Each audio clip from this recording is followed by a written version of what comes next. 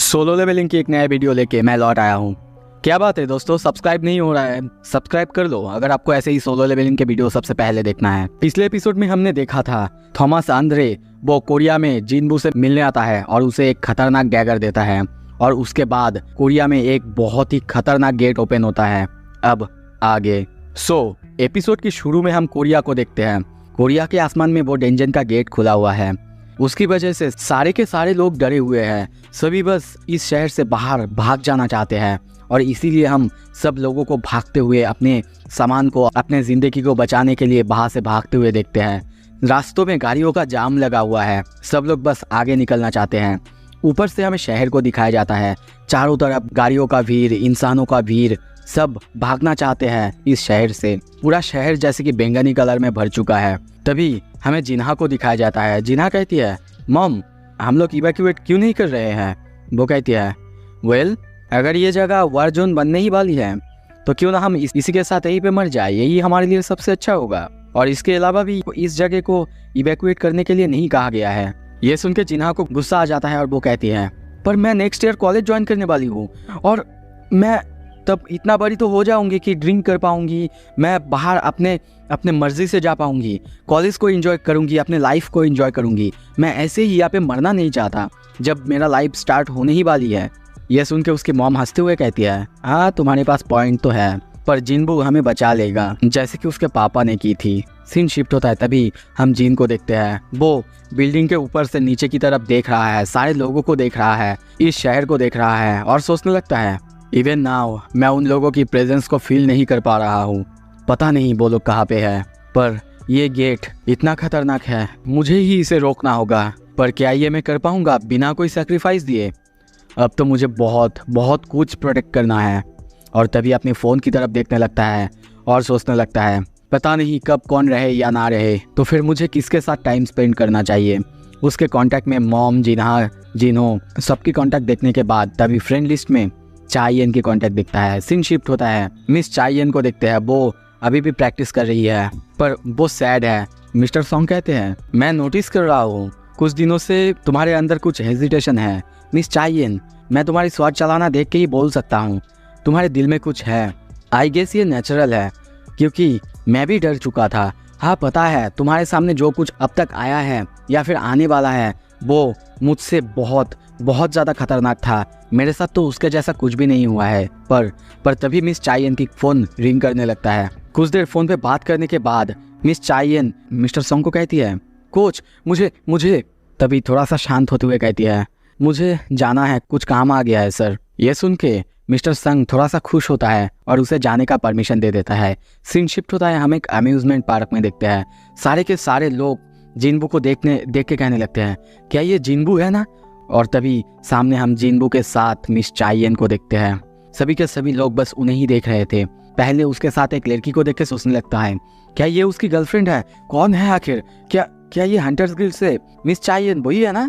जिन भी चारों तरफ देखने लगता है और कहता है, मुझे लगा था कि ये प्लेस खाली होगा। इतने बुरे हालत के बावजूद यहाँ पे अभी भी लोग आ रहे हैं और बहुत ज़्यादा लोग हैं। मिस चाइयन को देखते हैं, वो बहुत ज़्यादा शर्मा रही है। तभी कहती है, क्या तुम्हें अम्यूजमेंट पार्क पसंद है? जिन कहता है, नहीं ऐसा नहीं कि पसंद है, पर मैं बस यहाँ पे आना चाहता था। वो कहती है, पर क्यों? मैं ही क्यों? जिन ये सुन के हंसता है और कहता है, क्योंकि तुम ही तो हो जो मेरी दोस्त हो। मिस चाइयन समझ नहीं पाती। तभी जिन कहता है, याद है ना तुम्हें वो स्टैचू के सामने तुमने कहा था मैं हूँ एक दोस्त जो कि उसे बचाने आया है। ये सुन के मिस चाइयन बहुत ज़्यादा शर्मा जाती है। उसकी फेस पूरी तरह से रेड हो जाता है और तभी कहती है, क्या तुमने वो सुना था? जिन कहता है, हाँ बिल्कुल, मेरा सुनने की कैपेबिलिटी बहुत ज़्यादा है। मिस चाइयन कंटिन्यू करते हुए कहती है, अच्छा मुझे ये बताओ वो डेंजन आखिर क्या था? जिन कहता है, देखो मैं तुम्हें ये अभी नहीं बता सकता, बाद में कभी बता दूंगा जब मुझे भी पूरी तरह से पता चल जाएगा, क्योंकि अभी मैं भी उसके बारे में कंफ्यूज हूँ। मुझे भी अपने सारे सवालों का जवाब नहीं मिला है। ये सुन के वो कहती है, अच्छा समझा। पर तभी हम देखते हैं उनके सामने बहुत सारे शैडोज लोगों को ब्लॉक किए हुए हैं। सारे के सारे लोग उनकी फ़ोटो खींचना चाहते हैं, उनके साथ बात करना चाहते हैं। पर वो वहाँ पे देख के कहती है, क्या तुम्हें नहीं लगता है इसके वजह से और ज़्यादा लोग अट्रैक्ट हो रहे हैं? जीन अपने बात करने लगता है, पर दूसरी तरफ हम चाइयन को देखते हैं। वो सोच रही है 2 साल से मैं हंटर हूँ, पर मुझे याद नहीं कि लास्ट टाइम मैं कब बाहर आई थी और मेरी मन इतना ज़्यादा हल्का फील हुई थी। पर ये इसके साथ रहना कुछ अलग है, डिफरेंट है, कुछ अलग फील होता है। और इसके पास जो स्पेशल सेंट है वो भी बहुत बहुत ज़्यादा लगता है। तभी जीन सामने दिखाते हुए कहता है, क्या तुम्हें उस राइड पे जाना है? वो सामने देखते हुए कहती है, बिल्कुल बिल्कुल जाना है। जीन एक के बाद एक हर एक राइड दिखाते हुए कहता है। तो फिर उसके बाद वो कैसा रहेगा? वो हर किसी राइड में जाने के लिए राज़ी होती है और बहुत ज़्यादा खुश है, हंसने लगती है, खुश होते हुए हंसने लगती है और कहती है, यस, हर एक राइड पे जाना चाहूँगी।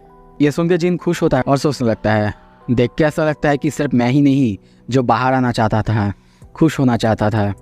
ऑल राइट, अब चलो। कुछ देर बाद हम देखते हैं उनको हर एक राइड करते हुए, पर उनको जैसे कि नॉर्मल ह्यूमंस होते हैं, वो नॉर्मली इन सब राइड में चीखते हैं, डरने लगते हैं, पर उनको कुछ भी नहीं हो रहा था। उनको नॉर्मली बोर फील हो रहा था।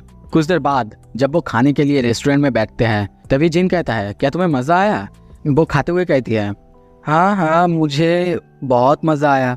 जिन कहता है, तो फिर क्यों तुम इतना चुप थी?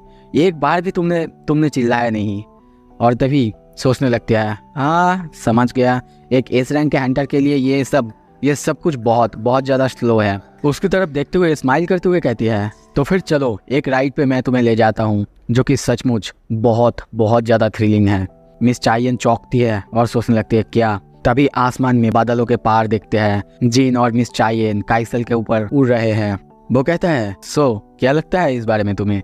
वो सामने देखते हुए बहुत हैरान है और कहती है, ये तो बहुत फास्ट है और हम इतने ऊपर हैं, और ऑल्सो ये सच में बहुत बहुत सुंदर है, और सच में ये जो सीन, ये जो पैनल है बहुत ज़्यादा खूबसूरत है। वो खुश होती है और कहती है, जिनबू, तुम अगर हमेशा ही ऐसे राइड पे जा सकते हो, इतना सुंदर सुंदर सब कुछ देख सकते हो, तो फिर अम्यूजमेंट पार्क वहाँ पे क्यों गए थे?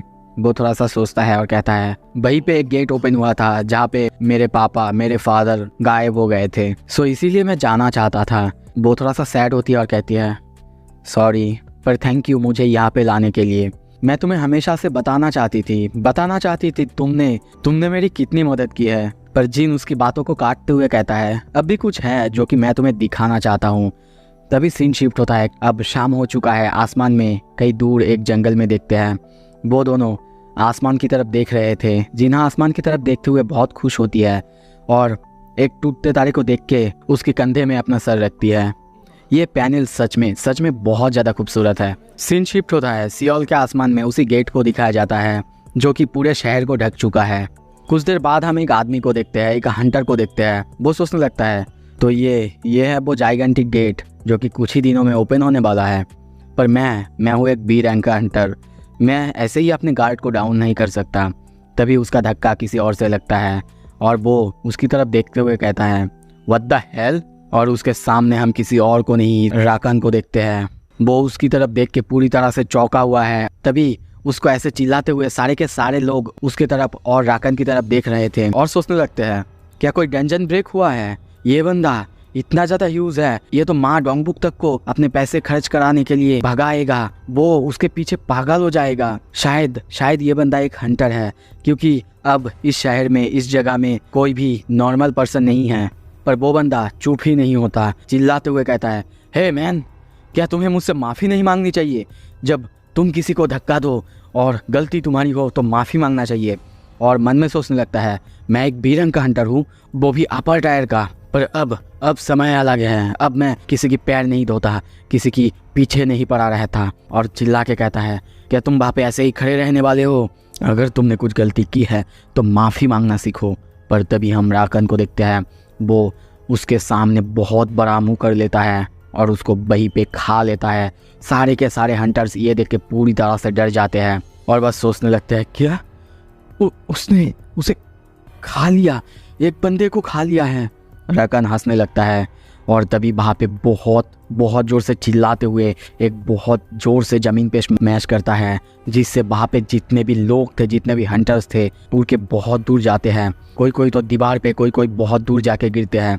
सबकी हालत बहुत ज़्यादा ख़राब है। और तभी राकन को देखते हैं वो चारों तरफ चीज़ें फेंकने लगता है और एक हंटर को देखते हैं उसके ऊपर एक कार आके गिर जाता है जिससे वो वहीं पे मर जाता है। तभी राकन कहता है, listen up you lolly humans, अब से मैं तुम सबको हंट करता रहूँगा, तुम्हारी इतनी फ्लिम्जी स्किन और मांस को चीर के फाड़ लूँगा और खा लूँगा। I am the king of beast, the मोनाक ऑफ फैंग्स, अगर तुम में दम है तो आ जाओ और मुझे रोको। सीन शिफ्ट होता है, हम उसी जगह पे मिस चाइयन को एक पॉन्ड के पास देखते हैं, एक लेक के पास देखते हैं। वहाँ से वो पानी पी रही थी। तभी जीन आते हुए कहता है, पास में ही मुझे एक होटल पता है, वहाँ पे बहुत अच्छे ब्रेकफास्ट बनाए जाते हैं, क्या लगता है खाने के लिए हम वहाँ जाए? मिस चाइयन हाँ कह देती है।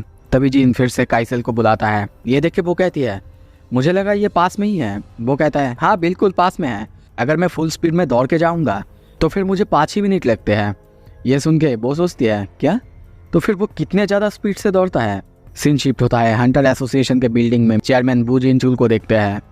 ये न्यूज़ सुन के वो भी बहुत ज़्यादा चौंका हुआ है, हैरान है, और तभी चिल्ला के कैजुअलिटीज़ के बारे में जानना चाहता है। वो आदमी आके उसे कंफर्म करता है कि हमें अभी कोई नंबर्स के बारे में नहीं पता, पर वहाँ की हालत बहुत ज़्यादा ख़राब है। वो कहता है, पर अभी कैसे? डेंजन ब्रेक होने में तो कुछ दिन बाकी है ना? और सोचने लगता है, इस गेट से डील करना यही ऑलरेडी बहुत ज़्यादा हो चुका था। इसी बारे में सोच सोच के मेरा सर दर्द कर रहा है। पर अभी एक बीस्ट कहीं से आ गया और सबको मारे जा रहा है। अच्छा मुझे बताओ संग जिनबू वो कहाँ है? वो बंदा कहता है, हम नहीं जानते सर। ये सुन के वो कहता है, ठीक है तुम जाओ, मैं देखता हूँ क्या कर सकता हूँ। तभी वो उसे फिर से न्यूज़ देता है और कहता है, चेयरमैन एक हंटर उस बीच से लड़ने के लिए आगे आया है। वो कहता है, क्या संग जिनबू? नहीं सर, मुझे बताया गया कि वो एक वर्ल्ड क्लास हंटर है जो कि कोरिया में आया था। और तभी सीन शिफ्ट होता है, हम लियोनार्ड निमाय को देखते हैं। वो राकन के सामने आया है और सोचने लगता है, क्या ये मैं कर पाऊँगा? ऐसा तो नहीं हो सकता यहीं पे मेरी एंड हो जाए। नहीं, ऐसा नहीं हो सकता।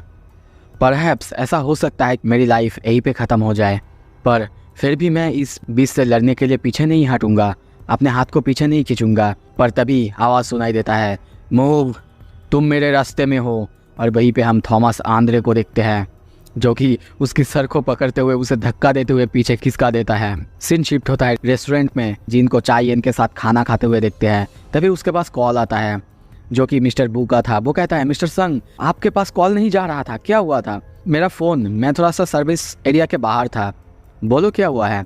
और तभी उसे सारे के सारे न्यूज़ बताया जाता है। पर जिनको ये बिल्कुल समझ नहीं आ रहा था कि एक बीस्ट कैसे ऐसा कर सकता है। अब तक वो गेट तो ओपन भी नहीं हुआ है। वो अपनी डेजिग्नेटेड शैडोज से कांटेक्ट करने की कोशिश करता है पर उनका भी कोई पता नहीं चल रहा था।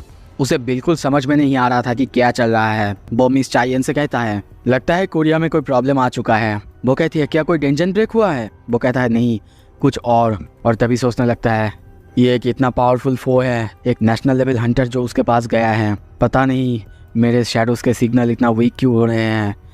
वो तभी कहता है, चेयरमैन क्या बीस्ट का कोई शैडो है? और ये कहते ही वू जिनचुल वहाँ पे देखता है और वो कंटिन्यू करते हुए कहता है, आपको ये प्रॉपर तरीके से चेक करना है उसका कोई शैडो है कि नहीं। और सोचने लगता है, अगर है तो प्रोबेबली कोई कोलोसल बीस्ट उसके इनविजिबल शैडो के अंदर है। और तभी राकन को दिखाया जाता है जिसकी ऑरा बहुत ज़्यादा खतरनाक लग रहा है, चारों तरफ बिखर रहा है। ये उसकी ऐसी खतरनाक ऑरा देख के लियोनार्ड कहता है, थॉमस, सभी के सभी हंटर्स वहाँ पे थॉमस आंद्रे को देख रहे थे और वो चिल्लाते हुए कहता है, वहाँ पे ऐसे ही खड़े मत रहो यू इडियट्स, जल्दी से जल्दी यहाँ से जितने दूर हो सके भाग जाओ। लगता है कि ये वाइल्ड बीस्ट अपने जगह नहीं जानता है। राकन भी बहुत ही ज़्यादा गुस्से में उसकी तरफ आगे बढ़ रहा था। तभी थॉमस आंद्रे को देखते हैं, वो भी अपने पावर अप करने लगता है। उसके बॉडी में भी उसके पावर्स को हम देख सकते हैं, उसके ऑरा को बढ़ते हुए देखते हैं। और तभी कहता है, एक ऐसी बीस्ट, इसको तो ख़त्म ही कर देना चाहिए, यही तो है यूनिवर्सल ट्रूथ। दोनों को आमने सामने देखते हैं, दोनों की ऑरा की वजह से चारों तरफ की चीज़ें तबाह हुए जा रहा है। तभी दोनों एक दूसरे को देखने लगते हैं, दोनों बहुत ज़्यादा सीरियस है। राकन तभी देखते हैं पहला हमला उसके ऊपर करता है, उसकी बॉडी के ऊपर करता है, पर उसके हमले से थॉमस को जैसे कि कुछ भी नहीं होता। और तभी थॉमस उसे बहुत ही खतरनाक एक पंच करता है जिससे हम देखते हैं वो उसके मुंह ऊपर की तरफ हो जाता है, नीचे की तरफ वो खिसक जाता है।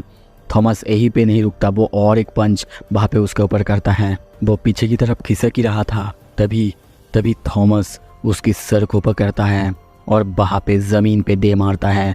सो इसी के साथ ये एपिसोड ख़त्म होता है। अगला एपिसोड बहुत ही जल्द लाऊंगा, देखने के लिए बहुत बहुत शुक्रिया।